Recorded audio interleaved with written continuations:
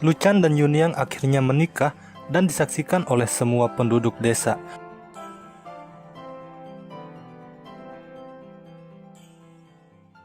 Setelah hijab kabul selesai, tiba-tiba seorang pria datang dan langsung melempar topi bambu ke arah mereka.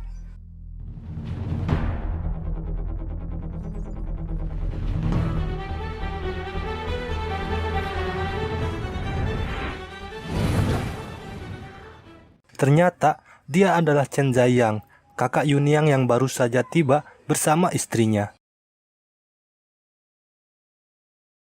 Semua orang sangat senang melihat Zhaiyang kembali, tapi Guru Chen menatapnya dengan curiga.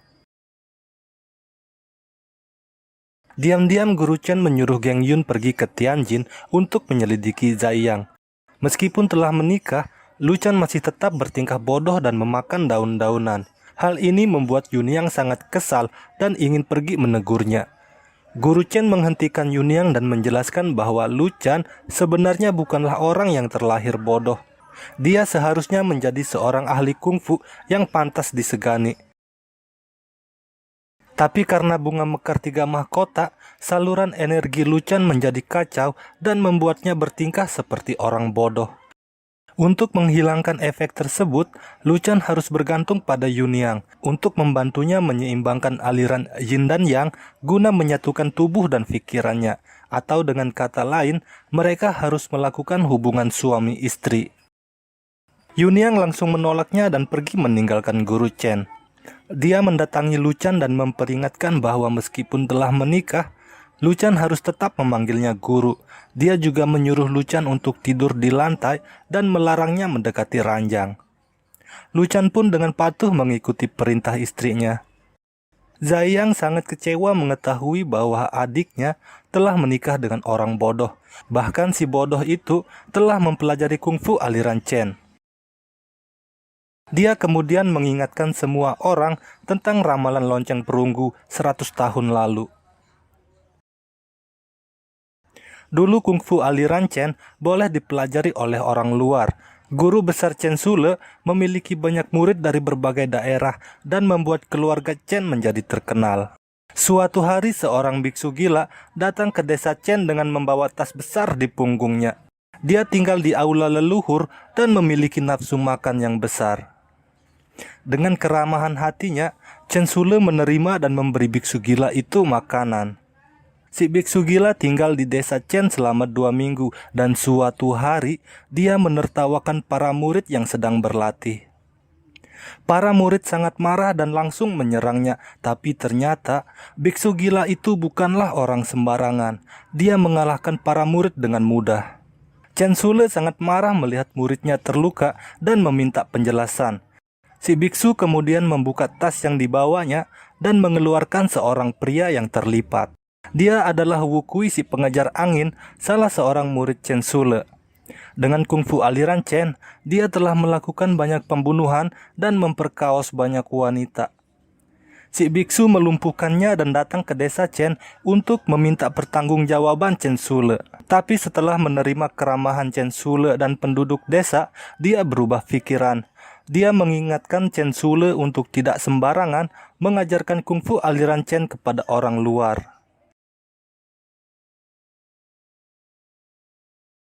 Dia kemudian memukul lonceng besar di aula hingga menembus dinding.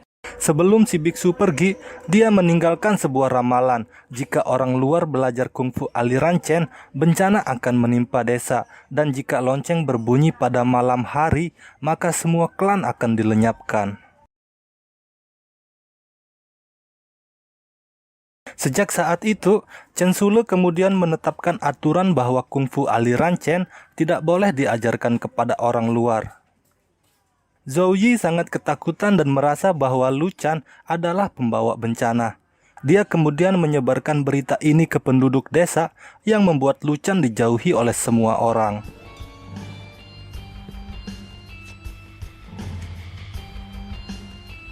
Zhaiyang datang dan menawari Luchan makanan. Sambil berjalan, Luchan menceritakan tentang masa lalunya. Dulu dia adalah seorang pejuang garis depan dari pasukan kultus dewa, tapi sekarang pasukan itu sudah hancur dan Lu Chan datang ke desa Chen untuk mengobati penyakitnya. Lu Chan sangat kagum melihat kungfu Zhang. Dia kemudian meminta Zhang untuk mengajarinya beberapa gerakan. Sambil memberi petunjuk, Zhang memperlihatkan beberapa gerakan dan membuat Lu Chan semakin terkesan.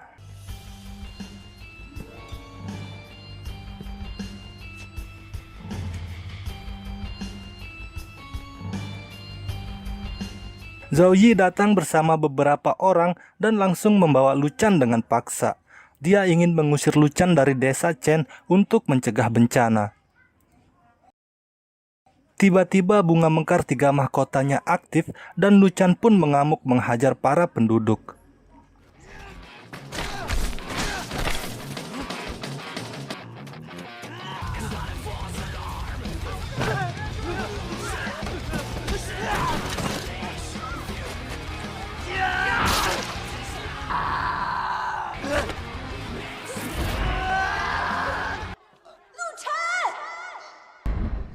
Lu Chan pun akhirnya pingsan setelah melihat istrinya datang. Malam harinya Guru Chen memanggil Yuniang dan memintanya memberikan pusaka keluarga kepada Zhang. Tiba-tiba lonceng perunggu di aula berbunyi dan mengejutkan seisi desa. Semua orang panik dan takut jika ini adalah pertanda bahwa desa Chen akan dimusnahkan. Mereka menyalahkan Lu Chan sebagai pembawa bencana dan ingin mengusirnya. Zhang datang kemudian menghentikan lonceng yang berputar.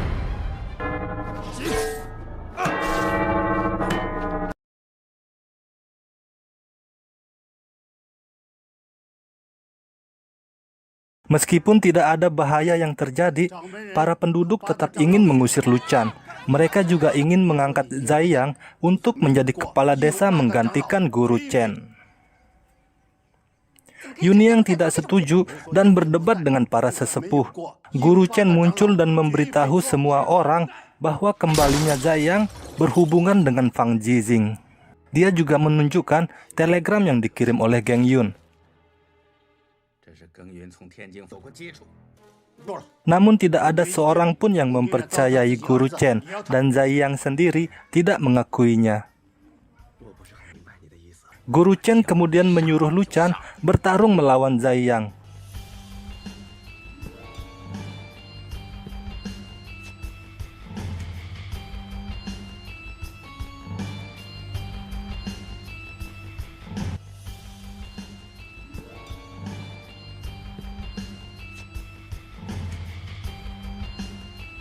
Ternyata kungfu Zhang tidak sehebat yang terlihat. Lu Chan mengalahkannya dengan mudah dan mengungkap rahasianya.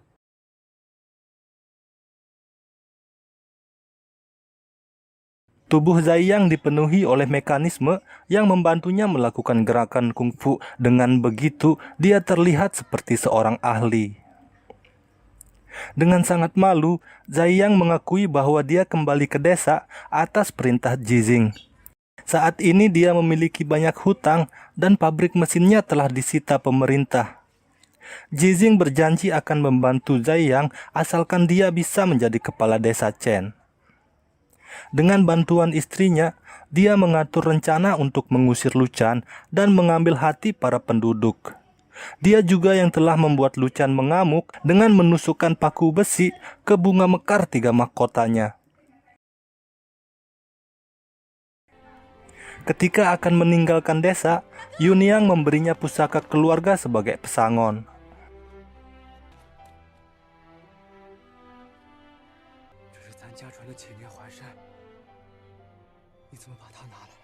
Mereka kembali ke pabrik lamanya untuk melihat situasi. Namun sialnya, mereka ditangkap oleh pasukan yang dikirim Jizing. Setelah menyuap pejabat pemerintah, Jizing berhasil menjadi gubernur di provinsi Tianjin.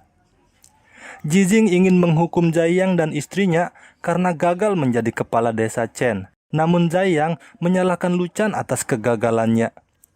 Tanpa sengaja Zhai Yang mengungkapkan rahasia Lu Chan yang dulunya adalah seorang pejuang garis depan dari pasukan kultus dewa. Tapi tak disangka, ternyata Jijing menggunakan Lu Chan sebagai alasan untuk menyerang desa Chen. Setelah mengetahui bahwa kakaknya berhubungan dengan Jijing, Yunyang sering menyendiri dan merenung. Setiap kali dia teringat Jijing yang hampir menghancurkan desa, dia menjadi sangat marah dan melampiaskan emosinya kepada Lu Chan. Guru Chen menyuruh Lu Chan untuk menenangkan diri dan mengamati semua hal dari sudut pandang yang berbeda. Lu Chan akhirnya mengerti penyebab kemarahan istrinya dan mengapa dia selalu terlihat sedih. Dia pergi menghancurkan bangkai monster besi yang selalu mengingatkan istrinya tentang sebrengsek Jijing. Yunyang sangat tersentuh melihat apa yang dilakukan Lu Chan. Dia kemudian menghentikannya dan mengajak Lu Chan kembali ke rumah. Malam harinya, Yunyang tidak membiarkan Lu Chan tidur di lantai. Dia berbagi ranjang dengannya dan meminta Lu Chan agar berhenti memanggilnya guru. Lalu terjadilah hal-hal yang diinginkan, yang membuat Guru Chen tidak bisa tidur nyenyak.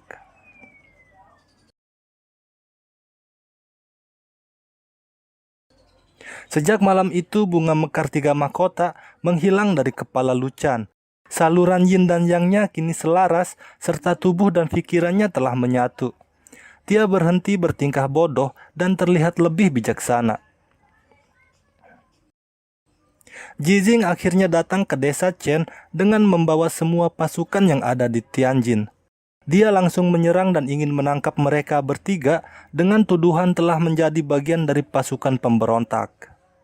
Guru Chen tidak berniat melawan pemerintah karena jika itu terjadi, maka dipastikan desa Chen akan musnah. Dia menyuruh Lu Chan dan Yunyang pergi ke Peking untuk meminta bantuan Guru Li Qiankun.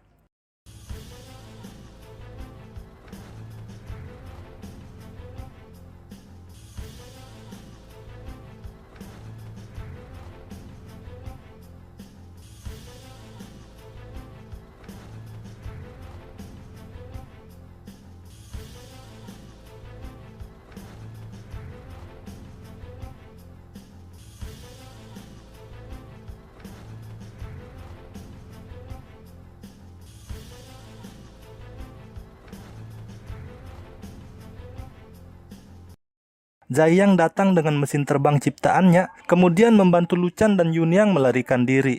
Namun dia dan Guru Chen tertangkap dan dibawa ke Tianjin untuk diadili.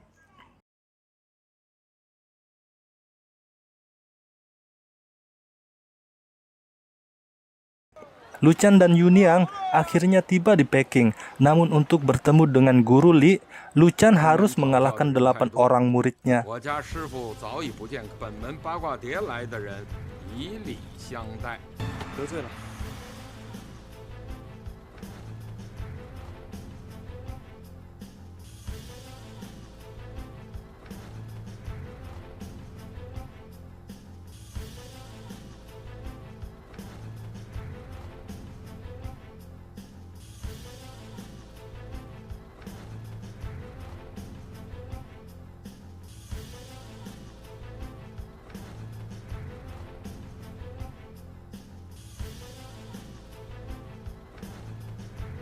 Lu Chan berhasil menang tanpa melukai mereka dan akhirnya bertemu dengan Guru Li.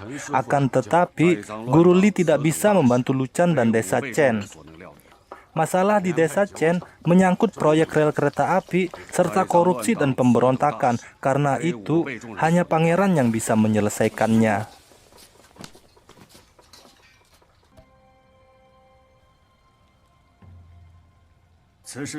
Pangeran sangat mengagumi kungfu aliran Chen dan ketulusan para penduduknya. Tapi, untuk membuktikan bahwa mereka memang asli dari sana, Pangeran memintanya untuk bertarung melawan Guru Li.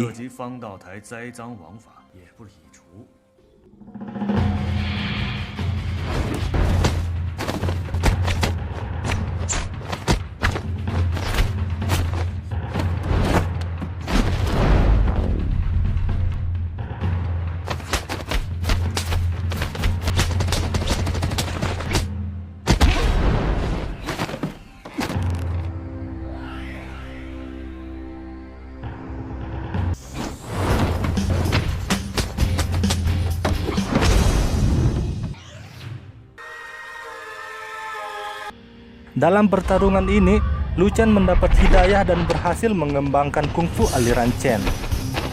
Dia menggabungkan yin dan yang, serta memadukan kenyataan dan khayalan.